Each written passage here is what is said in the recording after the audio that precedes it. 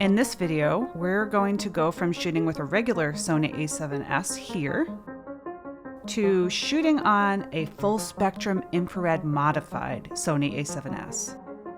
So I was super interested after seeing the movie Project Hail Mary. I was just completely blown away by the practical effects in the Petrova line sequence right here. So what does infrared do? Modified cameras capture wavelengths of light just beyond the visible spectrum. To shoot infrared, the internal infrared cut filter must be physically removed, and there are companies that do this professionally like Kalari, LifePixel, and Spencer's. After the conversion, the camera becomes full spectrum, meaning the sensor can see a wider range of light, both visible light and infrared, so it's kind of like a hybrid. So external filters like 590 nanometers are then used to select which wavelengths that you'll see. So in this sequence, they actually took a bunch of infrared lights and connected them to chicken wire and hung them all up. And then I think I read that they had panes of glass where they put water splashing down, so it creates kind of a smeary effect. But while Ryan Gosling was filming this sequence, he actually couldn't see any of the light, but through the camera you can see. So the directors actually shared this really cool behind the scenes video here.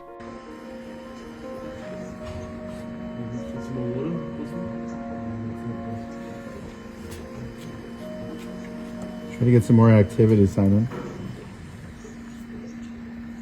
Try to keep it. Of course, I went on eBay immediately to try to see what I could accomplish on my own. Obviously, I'm a beginner. This is my first time doing anything like this. This is what I ended up getting. I got a modified Sony A7S, and it came with a 590 nanometer filter. So what that means is it cuts off light below 590 nanometers. So it mostly blocks blue, green, and yellow. And it allows light above 590 nanometers to pass through, so that's red and near infrared. So the result is a hybrid capture. So you see visible red and infrared, but not pure infrared. So pretty much the idea is when you'll remove the IR cut filter from the sensor, and then you buy separate filters that you put on your lens that will allow certain wavelengths of infrared to pass through to get different desired effects. So here are some things that I learned as I was kind of messing around with the camera. As always, exposure is so important, but especially with infrared, if you don't expose properly, you're not going to get a usable image at all. You're just going to have to redo it. So this is the Sony A7S, so it's a pretty old model. So I'm shooting an S-Log2, Gamut 3, and XAVCS codec. So first you put the filter on, then you custom white balance on green grass or foliage. Fill the frame and do a custom white balance. Then you set your zebras to 70 IRE. So when you set it to 70, that's a good level to kind of show you when you're about to start clipping in the red channel, which you don't want to do. So once they start to appear on the foliage, just flickering, dial it back about 1/3 stop. And make sure that zebras never appear on whites or skies.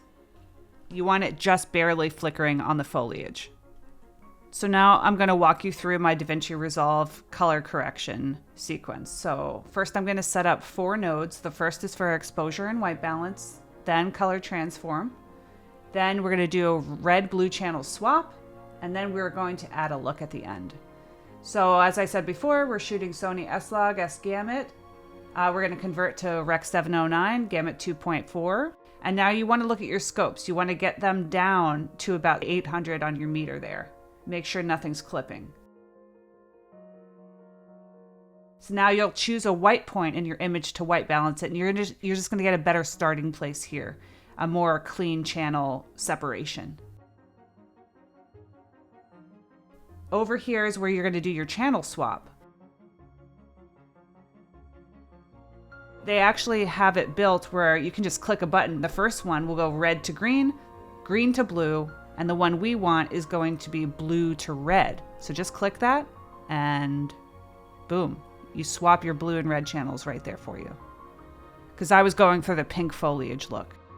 So out of camera, it's a little more orange than I want. So I'm gonna take my color warper tool and just kind of push these orangey reds more into the pink magenta zone.